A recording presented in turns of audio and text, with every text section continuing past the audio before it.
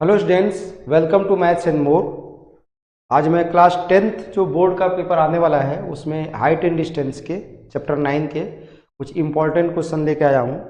पहला क्वेश्चन इसमें कह रहा है कि aeroplane flying at a height of 9000 metre from the ground passes vertically above another aeroplane in an instant when the angle of elevation of the two planes from the same point on the ground are 60 and 30 degree vertically. Find the vertical distance between the aeroplane at that instant. क्योंकि इसमें क्या कह रहा है कि यहाँ पे आपका ये दिया है, ये ग्राउंड है, यहाँ पे एक एरोप्लेन है, ये 900 मीटर की हाइट पे ये आपका फ्लाई कर रहा है। ठीक है, इसके बाद कह रहा है कि from the ground passes vertically above the another aeroplane at instant. अब ये जो प्लेन है, किसी यहाँ प्लेन जो वर्टिकली, इस प्लेन, ये की प्लेन यहाँ पे, एक प्लेन यहाँ पे है, ये हाइट आपकी दी है 900 मीटर। एक प्लेन यहाँ पे है, ये पे मान लो प्लेन एक बी पे प्लेन है, इस बी के प्लेन के वर्टिकली अबव ये फ्लाई कर रहा है। ये कोई पॉइंट है, यहां से दोनों का एंगल बनता है। तो इसमें एंगल जो बन रहा है, जो ऊपर वाला प्लेन है इसकी एंगल 60 डिग्री है और नीचे वाला प्लेन जो है इसकी एंगल आपका 30 डिग्री है। ठीक है, find the vertical distance between the aeroplane at that instant. ये जो वर्टिकल डिस्टेंस है दोनों एरोप्लेन के बीच में, ए बी, ये फाइंड करना है। बहुत इंपॉर्टेंट क्वेश्चन है, ज्यादातर बोर्ड में पूछा जाता है। ये यहाँ पे ए बी, ये सी ले लो, ये डी ले लो पॉइंट ये। अब इसको हमको सॉल्व करना है। तो इसमें दो चीज आपसे पूछा है, एक तो पूछा है कि find the vertical distance between the aeroplane at that instant. केवल आपको ए बी की वैल्यू निकालनी है, इसमें ए बी की वैल्यू निकालनी है, ये वाली वैल्यू निकालनी है वर्टिकल डिस्टेंस। इसको हम एक्स मान लेते हैं। ये वर्टिकल डिस्टेंस ए बी जो है वो इक्वल टू एक्स, ये हमको फाइंड आउट करना है। ये स्ट्रेट बना लो थोड़ा, और ये 90 डिग्री हो जाएगा। तो इसमें बीसी की वैल्यू जो होगी ये क्या हो जाएगी, बीसी की वैल्यू हो जाएगी 9000 माइनस एक्स हो जाएगा। इस वैल्यू को आप डीसी को वाई मान सकते हो। डीसी हो गया आपका वाई। अब पहला वाला ये एंगल, ये वाला हम लेंगे, ये ट्रायंगल, राइट ट्रायंगल BCD, इसमें क्या हो जाएगा tan 30 डिग्री, tan 30 डिग्री हो जाएगा ये BC upon CD। BC tan 30 हो गया, BC है tan 30 कितना होगा 1/√3। BC कितना है 9000 माइनस एक्स, यहां से आपको निकल जाएगा ये CD वाई। y की वैल्यू यहां से निकाल दो, y की वैल्यू कितना हो जाएगा, ये √3 क्या गया 9000 माइनस एक्स। अब ये बड़ा ट्रायंगल लेंगे, इन राइट ट्रायंगल ACD, ये वाला ACD, इसमें निकालोगे tan 60 डिग्री जो आएगा ये आपका आएगा AC अपॉन CD। तो यहां से आप निकल जाएगा, यहां से यहां कर देता हूं, ये हो जाएगा √3 इक्वल टू AC की वैल्यू आपको कितना दी हुई है 9000 अपॉन CD की वैल्यू ये y की वैल्यू ये दिया है, यहां से √3, यहां से हो गया 9000 माइनस एक्स।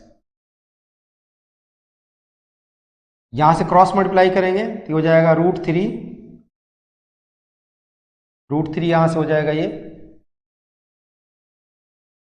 बाहर रहेगा ऐसे, √3 इंटू √3 हो जाएगा, ये हो जाएगा 9000 माइनस एक्स इक्वल टू आ गया, ये क्रॉस करोगे तो आ जाएगा 9000, ये आ गया 3, यहां हो गया 9000 माइनस एक्स इक्वल टू आ गया 9000। ये 3 से इधर डिवाइड कर दो, यहां कर देता हूं इस साइड में, तो 9000 minus X equal to 9000 upon 3 से कट गया, 3 जा, तो x की वैल्यू इधर आ जाएगी, तो ये हो गया 9000 माइनस 3000, ये हो गया 6000। x की वैल्यू हो जाएगी 6000 मीटर। इन दोनों के बीच जो आपकी डिस्टेंस आएगी, दोनों के बीच जो डिस्टेंस होगी वो कितनी होगी? 6000 मीटर की डिस्टेंस होगी। तो distance between two plane, last में आंसर आप लोग बोर्ड में जरूर लिखा करो, लास्ट में आंसर लिखना बहुत जरूरी है। Distance between two plane equal to 6000 metre, यही आपका क्या होगा? आंसर हो जाएगा।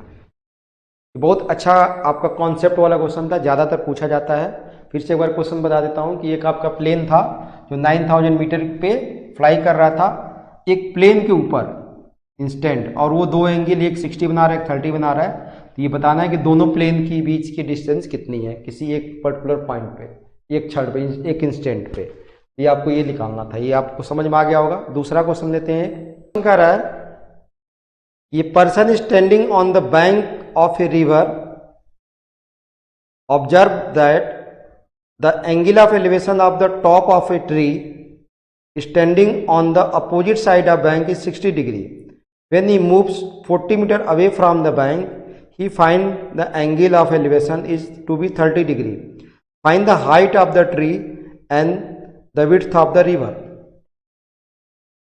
यहाँ पे मान लो ये आपका रिवर है, यहाँ पे आपका ट्री है, यहाँ पे आदमी खड़ा है, तो ये देखता है तो angle of elevation is 60 degree है। अब यहाँ से 40 मीटर अवे चलता है, ये मान लो यहाँ पे ए है, ये बी है, ये रिवर है, इसकी विड्थ है, बी से सी पे आया, यहाँ पे 40 मीटर ये चला यहाँ से, तो ये एंगल ऑफ एलिवेशन इसी ट्री का यहाँ पे 30 डिग्री बन गया। तो ये आपको हाइट ऑफ ट्री बताना है और विड्थ आप बनाना है। हाइट ऑफ ट्री एच मान लो और ये आपका डी मान लो, यहाँ से ए बी सी डी, और ये आपको एक्स मान लो। यहाँ से आपको वो एच भी निकालना और एक्स भी निकालना है। क्वेश्चन अच्छी तरह समझ में आ गया होगा। फिर से एक बार पढ़ देता हूँ, या वीडियो पीछे करके देख सकते हो, आप लोग पढ़ सकते हो। तो इसमें क्या दिया है आपका यहाँ पे, तो लेट कर लेंगे height of tree equal to H हो गया, और ये आपका क्या हो जाएगा? Width of the river. जो पूछ रहा है उसको हम लेट कर लेंगे, ठीक है। Width of the river and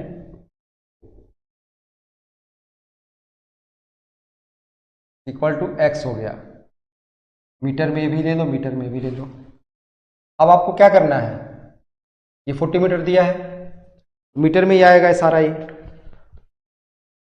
यहाँ से ये हो गया, ए बी हो गया और एच हो गया, और ये आपका बी सी दिया है, बी सी दिया है 40 मीटर, तो ए सी निकल जाएगा, ए सी हो जाएगा एक्स प्लस 40। अब हम पहले इस वाले ट्रायंगल को लेंगे, राइट ट्रायंगल यहाँ बनेगा B A D. In right triangle B A D, B A D में क्या बनेगा? tan 60 डिग्री जो होगा, tan 60 डिग्री जो होगा आपका, ये h अपॉन एक्स होगा। तो ये tan 60 की वैल्यू होती है √3 h बाई एक्स। दोनों वैल्यू हमको निकालनी है। यहाँ से h की वैल्यू √3x हो जाएगा, इसको 1 मान लो। अब ये दूसरा इक्वेशन लेंगे हम, in triangle DAC, in right triangle DAC, इसमें होगा tan 30 डिग्री, tan 30 डिग्री में आएगा h अपॉन एक्स प्लस 40। इसकी वैल्यू जो होती है 1 बाई √3 होती है।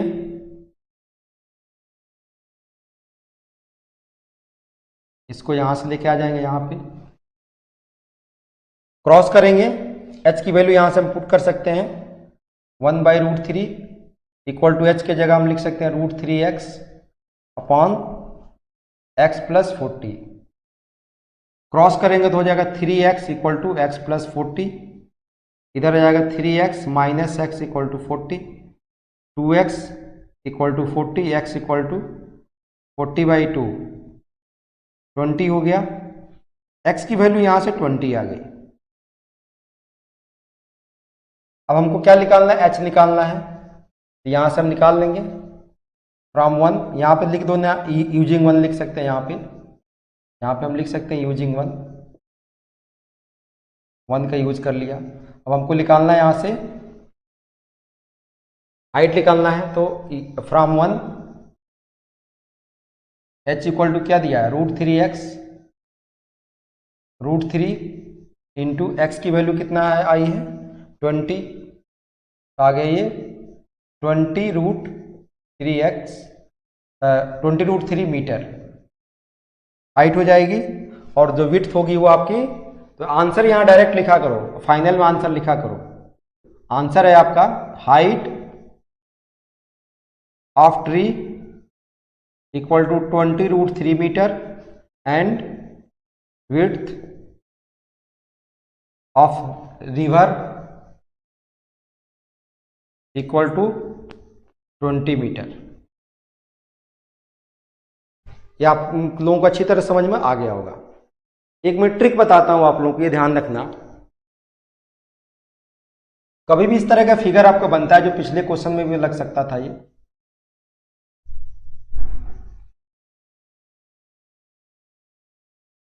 यहां पे दिया है एंगल 30 डिग्री, यहां पे एंगल दिया है 60 डिग्री, ये x है तो ये यहां पे 2x होता है, ये ध्यान रखना। ये एमसीक्यू में काम आ सकता है, या आंसर आपको निकालने के लिए काम आ सकता है कि आंसर हमारा गलत है कि सही है। ये दिया है x होगा, ये इसके बीच के डिस्टेंस, तो ये आपका 2x, ये जैसे 40 था, ये इसका आधा हो गया, ये 20 हो गया। और एक चीज और होता है इसमें कि कोई भी यहाँ पे आप ऐसे बनाते हो, ये आपको 30 डिग्री दिया है, ये h है तो ये होता है 2h, तो ये होता है √3h। तो इस एंगल के सामने ये आपका 30 डिग्री है, ये जब 30 है तो 30 के सामने x है, ये 20 है, तो ये आपका 20√3 हो जाएगा। तो इस तरह भी हम समझ सकते हैं कि कैसे ये ट्रिक्स वगैरह हमको काम आती है हाइट एंड डिस्टेंस की। मेरे ख्याल से अच्छी तरह आप लोगों को समझ में आ गया, वो दोनों ट्रिक्स आपको ध्यान रखना है। 30 के सामने जो भी हाइट होगी, हाइपोटेन्यूज 2h होगी, ये आपका √3h होगी, ये आपको इस तरह समझ सकते हो। The shadow of lighthouse is 3 times as long as the shadow of lighthouse when the sun rays meet the ground at the angle of 60 degree. Find the angle between the sun rays and the ground at the time of the longer shadow. Correct. Shadow of the lighthouse is 3 times as long as the shadow of the lighthouse when the sun rays meet the ground at the angle of 60 degree.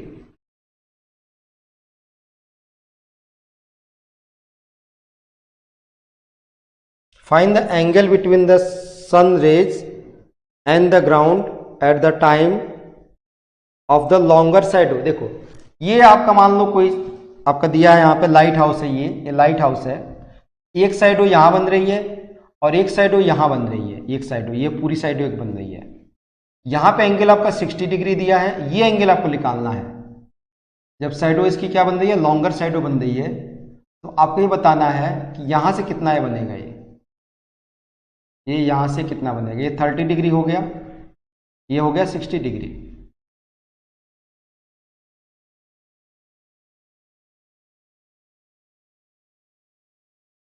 तो ये हमको बताना है यहाँ पे। अब इसमें क्या क्या आपको दिया है dimension, the shadow lighthouse 3 times as long as the shadow of the lighthouse when the, अब जो ये आपको दिया है, मान लो कि ये आपका x है, यहां से x है, ये पूरा आपका कितना हुआ 3x बन जाएगा, यहां से पूरा बनेगा शैडो, ये ध्यान रखना है। जो अभी आपको कॉन्सेप्ट बताया वही कॉन्सेप्ट है कि x होता है, ये 2x होगा तो 3x तो होगा ही होगा, ये सिंपल सी बात है। यहां से ये वैल्यू आपकी 2x हो जाएगी, ये 3x है, ये x है, क्योंकि इसका ये 3 टाइम्स है तो ये 2x आ जाएगा यहाँ से यहाँ तक। और ये आपकी इसकी हाइट क्या है, h है, हाइट आपकी क्या है, h है।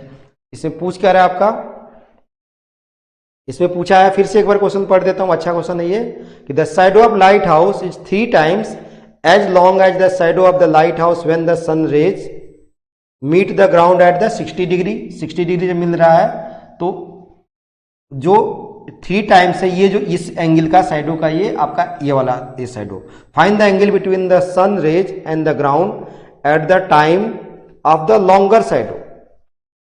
ये आपको एंगल निकालना है, ये 30 डिग्री नहीं दिया है यहाँ पे, ये आपको यहाँ पे एंगल निकालना है। ये तो बता दिया कि 30 और 60 आएगा, बट ये एंगल आपका थीटा मानेंगे, ये आपको निकालना है, दिया नहीं है, ये आपको एंगल निकालना है, आपको एंगल नहीं दिया है। इसको हमने x मान लिया, ये तो आपका 3x होगा, और ये h हमने इसकी हाइट मान ली। हमको ये एंगल निकालना है, ये एंगल निकालने के लिए क्या है, इसकी जोड़ तो पड़ेगी नहीं मेरे ख्याल से 2x। ये तो मैंने बता दिया कि 30 डिग्री आएगा, जो आएगा कैसे आएगा देखते हैं। यहां पर हम ऐसा करेंगे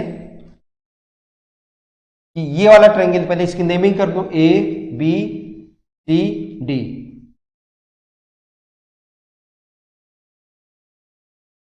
ए बी सी डी आएगा ये, तो इन ट्रायंगल ए बी यहां पर लिख दो, A B equal to H ले लिया हमने, B C equal to X है, तो बी डी जो हो जाएगा आपका 3x हो जाएगा अकॉर्डिंग टू क्वेश्चन। ठीक है, तो इन राइट ट्रायंगल और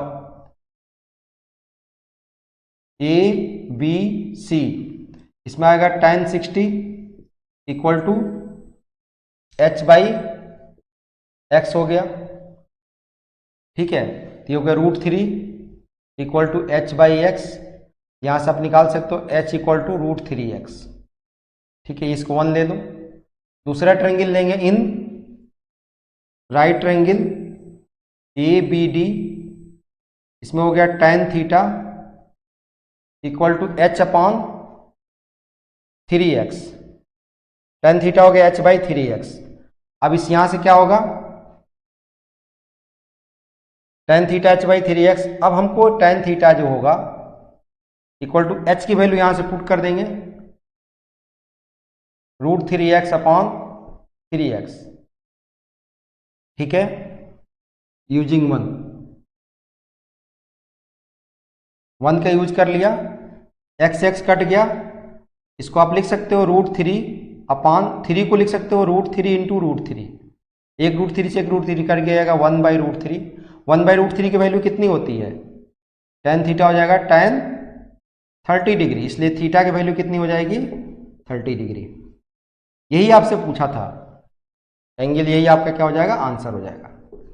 ये भी अच्छा कॉन्सेप्ट वाला क्वेश्चन था, बहुत अच्छा कॉन्सेप्ट का क्वेश्चन था इसमें, कि आपको एक जो भी आपका यहाँ दिया लाइट हाउस का जो शैडो बन रहा है 60 डिग्री पे, वो शैडो किसी एंगल के 3 टाइम्स बन रहा है शैडो के, तो उस एंगल को फाइंड करना है। बहुत अच्छा कॉन्सेप्ट वाला क्वेश्चन है। वैसे मैंने बता दिया था कि x है, ये 2x, यदि ये 3x है तो 2x है, x और 2x होता है तो ये आपका 30 और 60 बनता है।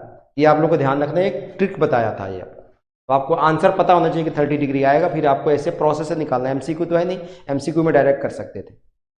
आशा करता हूँ वीडियो ये 3 हमने क्वेश्चन कराया हाइट एंड डिस्टेंस के अच्छी तरह समझ में आया होगा, और इसको आप लाइक कर सकते हो, कमेंट कर सकते हो, शेयर कर सकते हो। मैथ्स एंड मोर चैनल पर पहली बार हो तो चैनल को सब्सक्राइब कर सकते हो, और आपको और कुछ क्वेश्चन यदि पूछना है तो आप कमेंट बॉक्स में पूछ सकते हो। Okay, all the best, thanks.